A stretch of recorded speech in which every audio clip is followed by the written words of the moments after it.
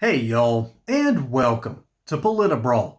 My name is Brian, and Senator Josh Hawley absolutely sounds off on this know-nothing witness in front of the entire Senate. What this witness had to say is absolutely insane.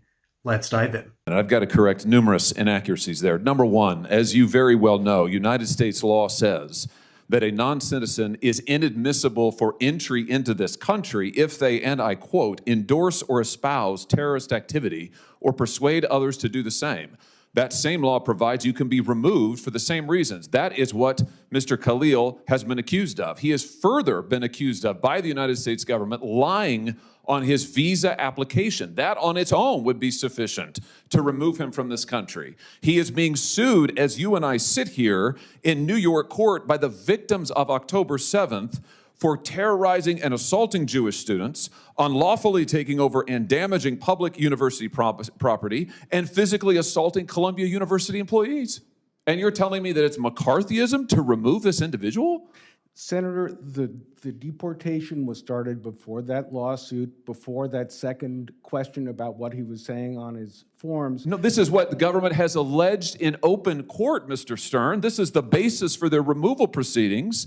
And our law makes clear if you endorse or espouse terrorist activity, you can be removed from this country. He has done so. He's been accused of doing so from the beginning. He's been accused of lying to get into the country.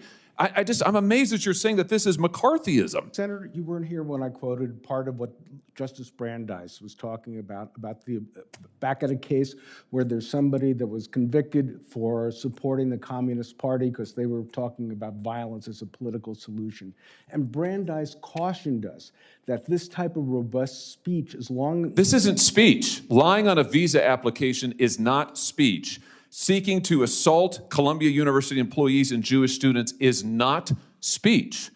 You are defending an individual who has espoused the destruction of this country, the destruction of the state of Israel, the destruction of Jews, and has taken actions in furtherance of the same. You've also said that investigating the 60 colleges and universities that are currently under investigation by the Trump administration for anti-Semitism is a form of weaponizing anti-Semitism for political benefit. You're opposed to investigating these institutions for anti-Semitism? Senator, I've been very clear that OCR has a very important role, that there are complaints that should go through the process. When you start using the Department of Justice and threatening universities' funding... You are opposed, I just want to get this on the record, you are opposed to investigating Columbia University and others for anti-Semitism? No. That's what you said 6 days ago. I am not opposed to doing it the right way. What does that mean, doing it the right way? Not to claw back funds, not to say we're holding you ransom. We're getting your faculty, Jewish... You were asked about an investigation for failing to protect Jewish students, and you said that's just weaponizing anti-Semitism. It makes students less safe. It is when the I think that's Department of crazy. Justice has a list of places they want to go to. The Senator Markey's question... Oh, I heard Senator Markey's questions. I heard his whole speech. I thought it was insane. I just want to say for the record, I thought it was totally insane. And I think your positions are similarly insane. I think the idea that we would bend over backwards to hug and kiss and make nice to a pro-Hamas rioter, because that's what Khalil is, and that we would say, we can't remove him, and that makes Jewish students less safe on our campuses? That's nuts. Senator, that's nuts. To Rabbi Saberstein's point, if you look at American history, the times where Jews were most vulnerable was during the Palmer raids in World War I, when there was political... Jews are vulnerable now on our campuses because of people like Khalil, and I want to say for the record, I'm glad he's gone, and I hope he never comes back. Well, Senator Hawley, that makes two of us. I am losing no sleep over Khalil Muhammad being basically deported. I am losing even less sleep now that there's even a better case made against him. This dude has been a part of clandestine organizations and, by the way, lied on his visa, and we'll get to that in a moment. But let's start off with the first ridiculous take of this witness. And on one hand, I appreciate the fact that you're trying to stand up for civil liberties. That's always a good thing. Just make sure that you aren't being, obtuse about it. Comparing what's currently going on in the Trump administration to McCarthyism. All right, let's take a page from history. Let's step back just the least little bit and take a good hard look at what happened under the McCarthyism era. Essentially, after World War II, the world was split into two major camps. That is, who the US and the Western powers were occupying, and who the Soviet Russian powers were occupying. And essentially, the world got pretty much divided along those lines.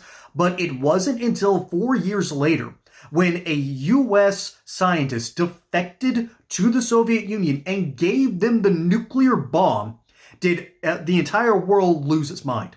And rightly so, giving Joseph Stalin, one of the worst leaders in world history. I mean, Hitler, Stalin, Mao, and Genghis Khan, some of the worst people in world history.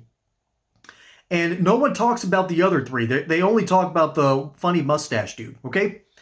And when Stalin got the bomb, the rest of the world was horrified. And so they realized that Russia was now an intercontinental power. They weren't just a power in Asia. They weren't just a power in Europe. They could now reach the entire world with nuclear weapons. And so, of course, there was going to be a reaction against it. And so in 1950, Joseph McCarthy, a senator, and he wasn't really well known at the time, made the claim that there were about 205 card-carrying communists in the American government.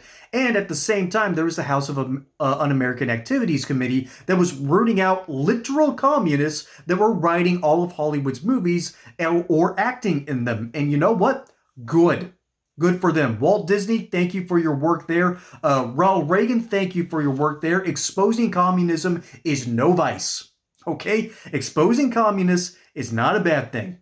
And so to compare McCarthyism with the looming threat of nuclear war, to telling students that you can't vandalize and go crazy on college campuses because you don't like Israel, I'm sorry, bud. Where are you making this comparison? Just how did you get to this point? That's something that needs to be studied, you know, for the sake of science. Once this man passes on, I'd like to study his brain for science for that reason, because that logical leap just isn't there. I mean, there's comparing apples and oranges, and then there's comparing nuclear bombs to pieces of dynamite, okay? That isn't what's going on here whatsoever. The Trump administration is taking a good hard look about the insanities that have been happening on our college campuses, where people have run amok, quite literally shouting out terroristic threats. You do not want to look up the signs that pro-Palestinian protesters have. Signs that say, by any means necessary, from the river to the sea. That's literal asking for violence, and then saying that that's really a good thing. That's cultural Marxism in action, and it's absolutely asinine.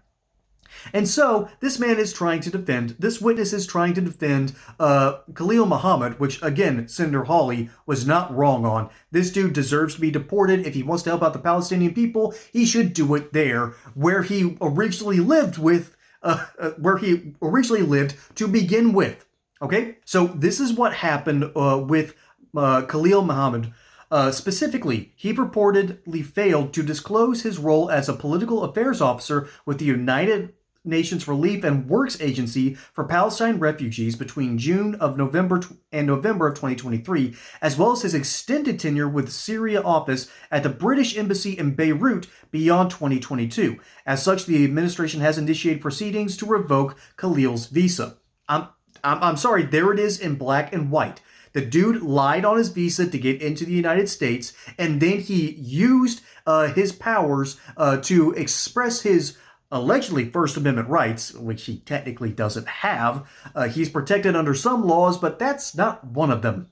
And he abused the American system to continue to foment revolutionary-style rhetoric across Columbia University, threatening students and faculty members to their faces, not to mention being just a rude customer while acting on behalf of the people who were protesting. No. Give me a break. You lied on your visa in order to get into this country. You tried to foment sympathy for foreign nations, and then tried to foment revolutionary style through revolutionary rhetoric, tried to foment violent action. I'm sorry, bud. Under the Alien Enemies Act, you gotta go.